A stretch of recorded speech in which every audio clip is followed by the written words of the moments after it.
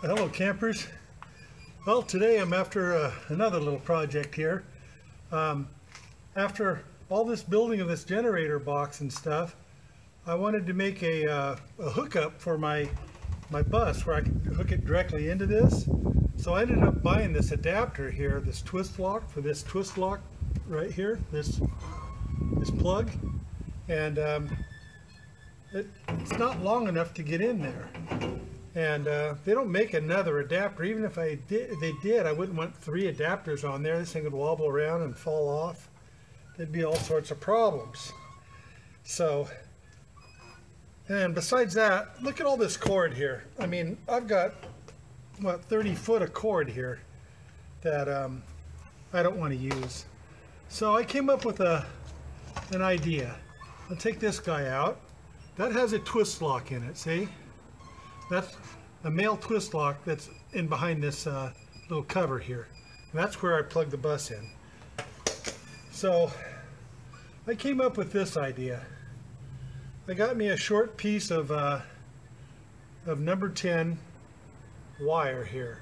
Three strand number 10 wire. It's stranded wire. And I bought this 30 amp 125 volt twist lock plug. And this thing will fit in here now. Oops. Then this end is the same twist lock design as this power adapter here I have.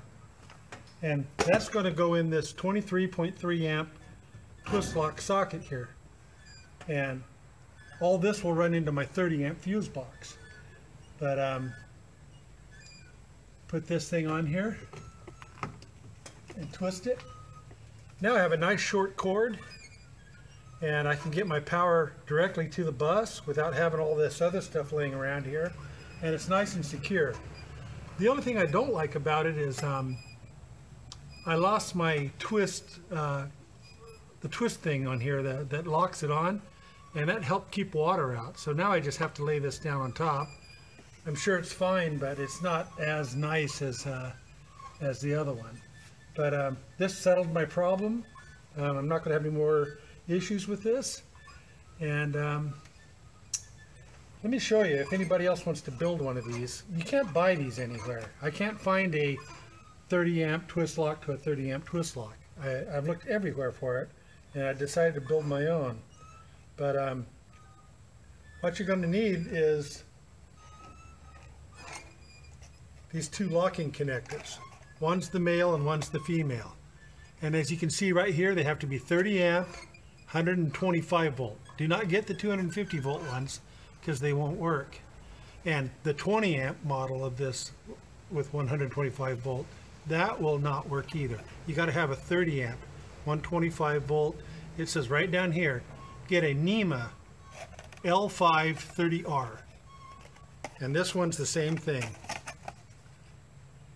a NEMA L530P. So this one's an R, this one's a P. You get one each of those and you can make this you know, probably what, $15 worth of you know, wiring. And this tip was 30 and this tip was 20, so you know, you're going to have about 65 bucks into it. But like I said, you can't buy these anywhere. So I kind of settled that problem. Oh, I got my new muffler on, and it added it feels like it added 30-35 horsepower to the bus, and it breathes a lot better now. It takes off a little bit faster, and it doesn't sound like it's loading. So I think that muffler was probably getting a little bit clogged up inside or something. It did have a piece of ceramic in it, and that might have came apart too. So now it's got a straight through flow muffler and completely smog legal. Everything's good, and that really helped out a lot. So I just want to share this with you, and I will get back with you here in a minute with a new project, okay?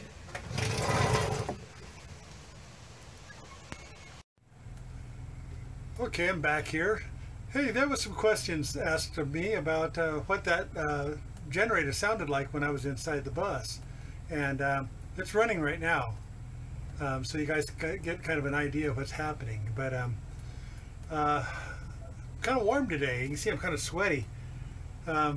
Pretty rare for the coast here. Well, warm here is 70, so so it must be getting pretty warm inland right now. So I was thinking about maybe doing a little shakedown on the bus. You know, I need to find out if the air conditioning system is up to par, because I've been to get a lot of comments that maybe that air conditioning system may not be what it's cracked up to be. You know, it's I guess the heat comes off the hose pretty good, and that's actually inside the bus.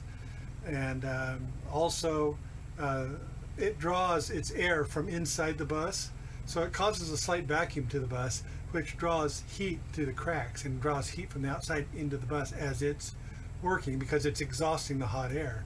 So it's, when it exhausts its hot air, it's drawing some more hot air back in to replace it.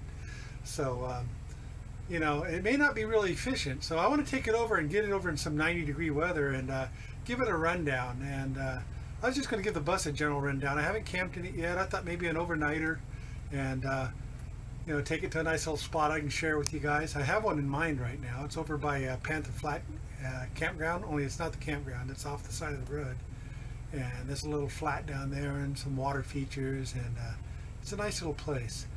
And it's over by some garden area, some botanical area, so it's kind of nice. And I thought I'd take it over there, maybe run the air conditioning, and check out the shower, do just a rundown on the whole thing, make sure everything's like I want it, and see if there's anything I need to change. Because everybody I've ever seen that's built one of these buses, they get into it and they go, you know, that's not what I wanted, you know, or this has to be changed, or, you know, hey, I didn't need that extra area right there. But anyway, I want to do a rundown on it, see if I need to change anything, and do a night camping in it. And I've slept in the bus. You know, when I hurt myself, I slept in here, and it's pretty comfortable. And I slept at my son's house, but you know, I really didn't use the bus for you know, going out and boondocking. You know, I'm not using the electrical system because it's plugged in. You know, I have a CPAP machine that I use at night, and I'd like to plug it in and run that off the batteries and see how much of an effect that has, and maybe cook something really good for dinner. Okay, so that's probably the next thing I'm going to do. So I'm just going to go ahead and upload this little snippet with the piece about the new cord I put on the generator. And that generator, you know, it's not, I get a little vibration in here, but you know, nothing's rattling, and there's no major noise. You know, you can hear me just fine, can't you? Okay, so I'm going to end this one right here, and we'll catch you on the next time. Maybe it'll be on the trip. We'll see. Okay, bye guys.